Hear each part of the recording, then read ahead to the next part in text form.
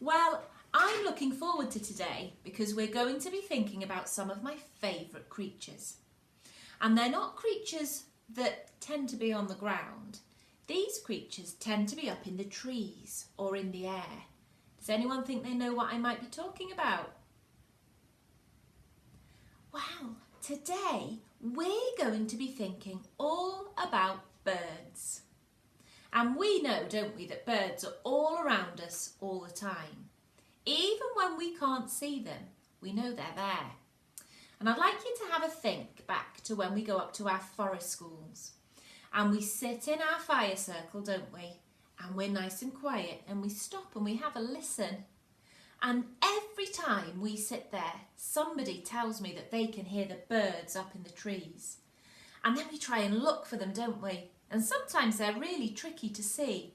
But if we sit very, very quietly, we begin to spot them. Well, that is what I would like you to have a go at doing this morning. And it's up to you how you would like to do it. So I would like you, when you're grown up, to have a sit somewhere and to be looking out for the birds that you can spot. So you could either go and sit outside somewhere, but sit very quietly and keep very still, or you could sit yourself near a window and look outside through your window. And I would like you to have a chat together and have a look at the different types of birds you can see. Now I'm going to show you a few pictures of some birds now. Here we have a blue tit. Now blue tits have a blue bit on their head and they have yellow on their chests. And these really like peanuts, and you might spot them if you've got any bird feeders in your garden. So have a look if you can spot any of those beautiful colourful blue tits. Now this is a robin, and robins have red on their chest and on their face. So have a look and see if you could spot a robin in your garden. You'd be very lucky if you do.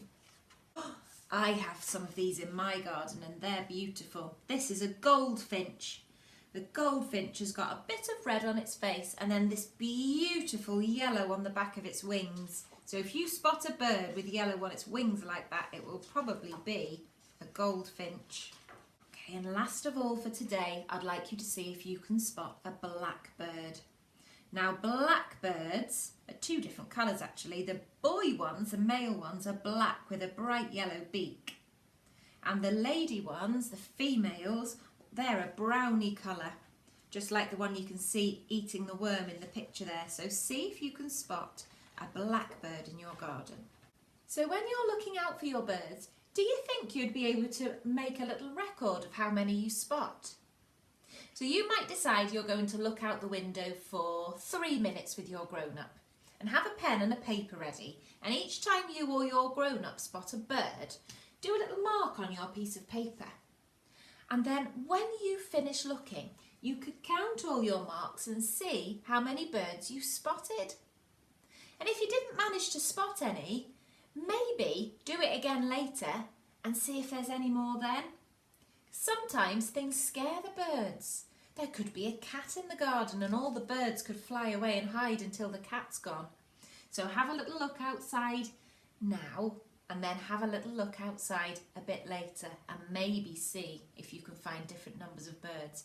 If you're in reception, it would be really good if you could have a think about which of those numbers is bigger and which one is smaller. Okay, well have fun looking out for those birds this morning, and then later on today we'll be thinking about ways that we can help them through the winter. Well, I'll see you later. Bye bye.